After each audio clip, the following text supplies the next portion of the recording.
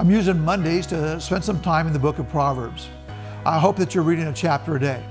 Today is August 3rd, so today read Proverbs 3. You'll get the whole book done in just a month. Last week I shared how every proverb has 3 distinct and vital components, and I'm going over each of these distinctives each Monday. So last Monday we saw the first distinctive.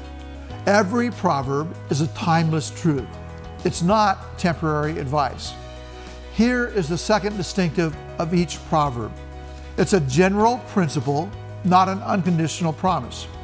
So go back to Proverbs 22. We're going to look at verse 6. We talked about it some last week. Some people will see this as a promise from God. But Proverbs, again, are actually principles, not promises. It says, start children off the way they should go, and even when they are old, they will not turn from it. Some of you might know it better from the King James. Train up a child in the way he should go, and when he's old, he will not depart from it. Now, 9 out of 10 times, this is exactly what happens. In fact, 95 out of 100 times, this will be what happens. But we all know there are exceptions.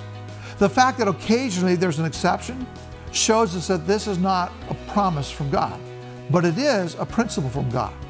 And the reason it becomes a principle and not a promise is because God gives each and every one of us this thing called free will.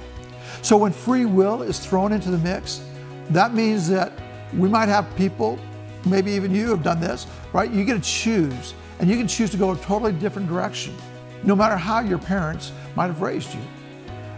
Parents, you recognize that your children might not go the way that you raised them. This is painful when it happens. That doesn't mean this proverb is wrong.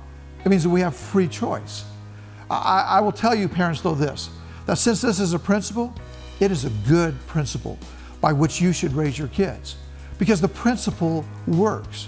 So this week, parents, remember, start children off on the way they should go, and even when they are old, they will not turn from it. That's a principle from God's Word.